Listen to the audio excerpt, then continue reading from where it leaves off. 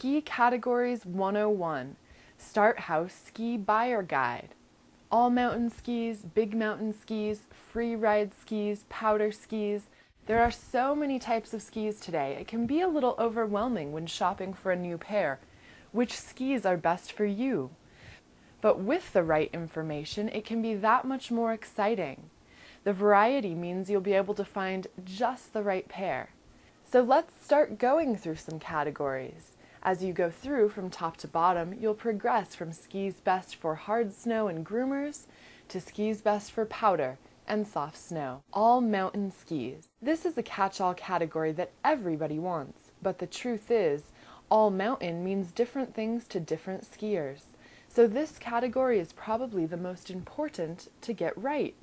An all-mountain ski for someone who likes to tackle every trail from top to bottom may be narrower and stiffer, while an all-mountain ski for someone who goes from the groomers to the trees and off the backside may be fatter and softer.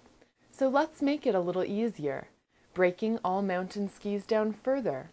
Hard snow biased all mountain skis. These skis are usually on the skinnier side, designed for speed and carving when the snow is firm.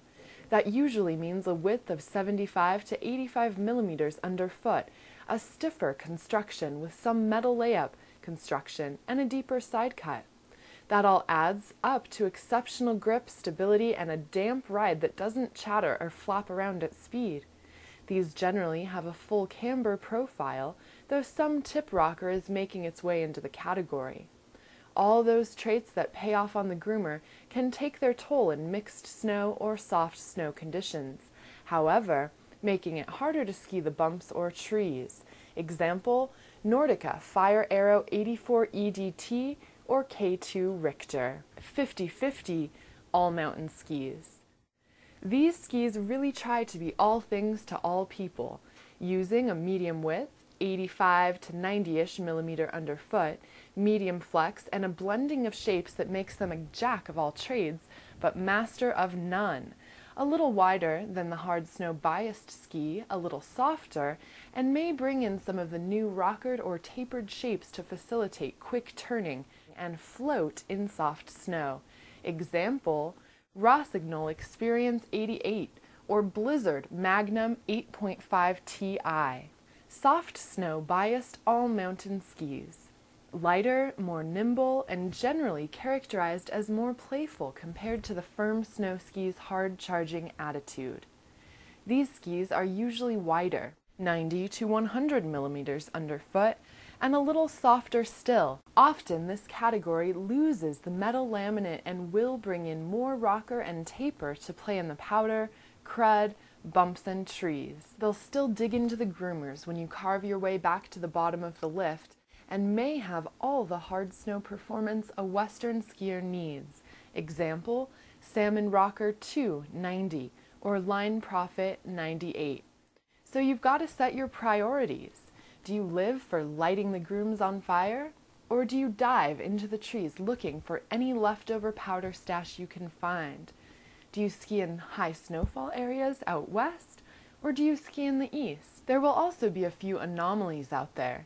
Skis that are both wider and stiff, or narrow and soft. If you're not sure, contact one of our experts. We're glad to help. Big mountain skis. Big mountain skis can be anything from an overgrown all-mountain ski to just shy of a powder ski, and they can work for anyone from the person looking for their first powder ski to someone who flies down Alaskan spines and drops cliffs.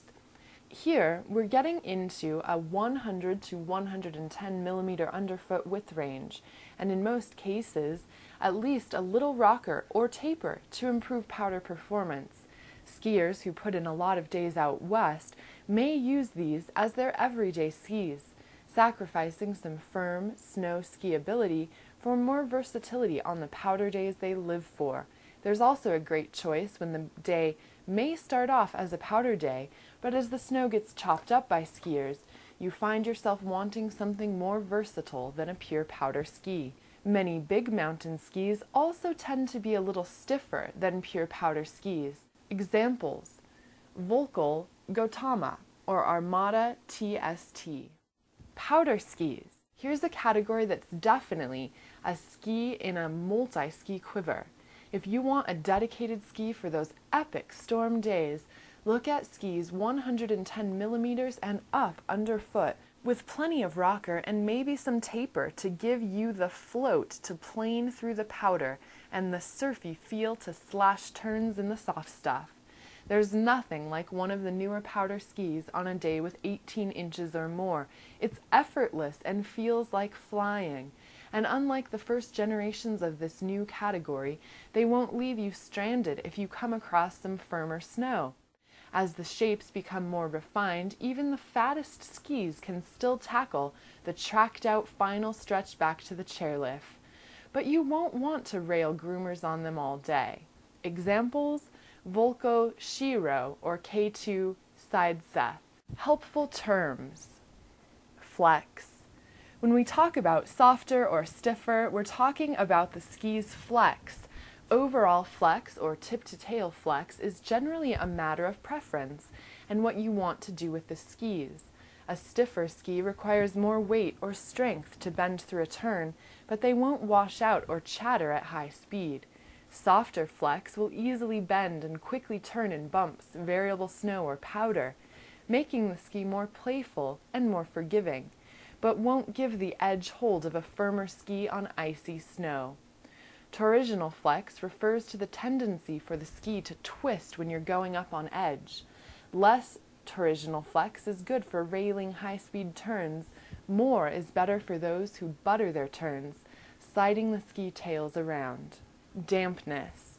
This one confuses some people, but it's basically shock absorption in car speak. The ski's ability to absorb bumps and vibrations. A stiff ski may not vibrate as much, but without good dampening, it can be pretty harsh in rough snow. The trade-off to good dampening can often be extra weight, and in turn, the ski may feel less nimble or lively. Rocker. Rocker is all the rage these days. It's basically turning the ski tip or tail up before it normally would be in a whole variety of lengths and to different degrees. The effect is multifaceted. First, tip rocker helps the ski plane up in powder or crud so the tips are less likely to dive, helping you float on top. It also reduces the ski's contact area with the snow, making the ski effectively shorter when flat, meaning quicker to initiate a turn and quicker to finish. Lastly, on firm snow, a rockered tip is less likely to catch. Tail rocker further shortens the contact patch of the ski and makes it easier to release the ski out of a turn. Great for slashing turns in powder.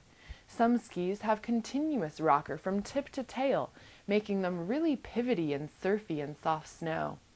All this comes at the expense of camber, but mini skis blend a bit of both for a well-rounded performance. Camber. Camber is the opposite of rocker, and what all skis had before rocker. It creates even pressure along the length of the ski to really grip firm snow, and gives you the rebound to pop out of a turn and go into the next one. These days you can pick anything from a fully cambered ski for the best edge grip to a ski with a rockered tip and camber underfoot for better all-around performance, to fully rockered power surfers, and of course everything in between. Taper. Years ago, ski shape was all about side cut, which meant the narrowest point of the ski was under your boot, and then the ski got wider in the tip and tail. Now, on the heels of rocker technology, taper brings the widest point away from the tip and tail. That does a few things. The shorter distance between wide points can shorten the turning radius for quicker turns.